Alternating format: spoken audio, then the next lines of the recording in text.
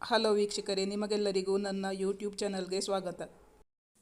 ಸಮನ್ವಿ ಸಮರ್ಥ್ ಭಾವನಾತ್ಮಕ ಪ್ರೇಮಕಥೆ ಭಾಗ 26. 11 ಗಂಟೆ ಸುಮಾರಿಗೆ ಸಮರ್ಥ್ ಹೋಗಿದ್ದ ಏರೋಪ್ಲೇನ್ ಅಪಘಾತವಾಗಿದೆ ಎಂಬ ಸುದ್ದಿಯನ್ನು ಅಲ್ಲಿಯ ಮ್ಯಾನೇಜರ್ ಆಗಿದ್ದ ಪ್ರವೀಣ್ ಎಂಬುವರು ಹೇಳಿದರು. ವಿಷಯ ತಿಳಿಯುತ್ತಿದ್ದಂತೆ ಅವಳಿಗೆ ಕಣ್ಣು ಕತ್ತರಿಟ್ಟಂತಾಗಿತ್ತು. ಅಲ್ಲಿಯೇ ಕುಸಿದು ಬಿದ್ದಿದ್ದಳು ಸಮನ್ವಿ. ಅವಳ ಕೈಕಾಲುಗಳು ನಡುಗುತ್ತಿದ್ದವು. ಸಮರ್ಥ್ ಸಮನ್ವಿಯ ಮಾತು ಕೇಳದೆ ಬೆಳಗ್ಗೆ 6 ಗಂಟೆಗೆ ಏರ್ಪೋರ್ಟಿಗೆ ಹೋಗಿದ್ದ. ಸಮನ್ವಿಗೀಗ ಹೇಳಿಕೊಳ್ಳಲಾರದಂತಹ ಸಂಕಟವಾಗುತ್ತಿತ್ತು. ಏನು ಮಾಡಲು ತೋಚುತ್ತಿರಲಿಲ್ಲ. ತಾನಿಲ್ಲೇ ಬಿದ್ದು ಬಿಡುವೆನೇನೋ ಎನಿಸಿತ್ತು ಅವಳಿಗೆ. 3 ಗಂಟೆ ಸುಮಾರಿಗೆ ಅವಳಿಗೆ ಸಮರ್ಥ್ನ ಸೆಲ್ ಫೋನ್ನಿಂದ ಕರೆ ಬಂದಿತ್ತು. ಅವಳು ಹೆದರುತ್ತಲೇ ಕರೆ ಸ್ವೀಕರಿಸಿದ್ದಳು. ಕರೆ ಮಾಡಿದ್ದು ಸಮರ್ಥ್ ಆಗಿರಲಿಲ್ಲ. ಅವಳಿಗೆ ಬೆಂಗಳೂರೇ ಹೊಸತು.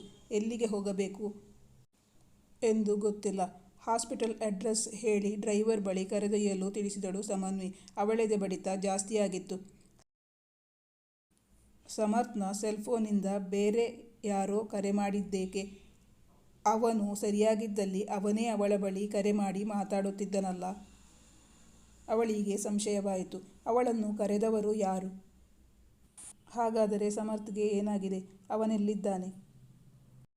ಸಮನ್ವಿಗೆ ಸಂಕಟ ಅನುಭವಿಸಲು ಸಾಧ್ಯವಾಗುತ್ತಿಲ್ಲ.